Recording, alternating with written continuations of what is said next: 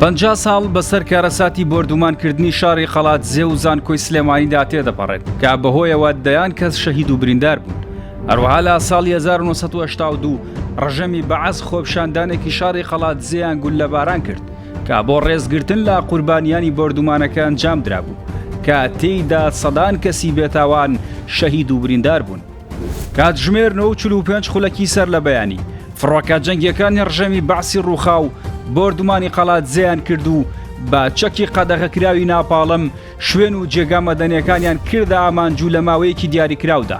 ژمارەیەک شوێنی حەوانەوەی قوتابیان سەرۆکایەتی زانکۆی سلێمانی کە ئەو کات لە شاری قەڵات زێ بوو بەشێک لە نەخۆشخانەی قەڵات زێ قایمقامیەت و فەرمانگەی شارەوانی و قوتابیان و نزیکەی 27 ماڵ و 40 شوێنی کارکردنی هاوڵاتیان ئامانجی ئەم هێرش و پەلامارە دوڕندانەی ڕژەمی بەعەز بوو. لەو پەلامارە دوڕندانەدا 134 هاوڵاتی شەهید بوون و 152 هاوڵاتی تریش بریندار بوون.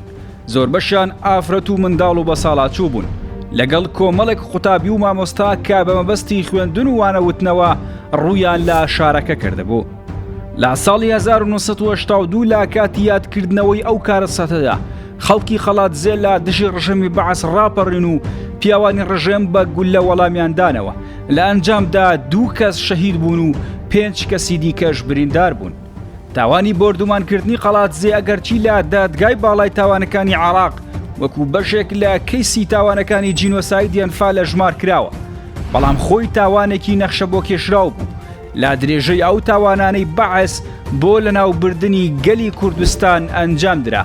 حکوومەتی بەعەس لە درێژەی تاوانەکانیدا دەرحەق بە گەلی کوردستان و بۆ لەناوبردننی کورد لە 26/1989 دەستی کرد بە ڕاگواستنی شاری قەڵات زێ و ناوچەی پشدەر بۆ ئۆردوگاکانی خۆرئاوای هەولێر و سلێمانی.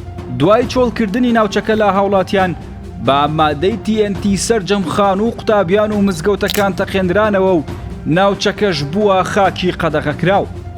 لە ئەنجامی ئەم سیاسەتە لە ساڵی 1974 بۆ 1989 خاپوورکردنی 125 گوندی سنوورەکەی لێکەوتەوە و دانیشتوانەکەشی بە زۆرە ملێ ڕاگوازران.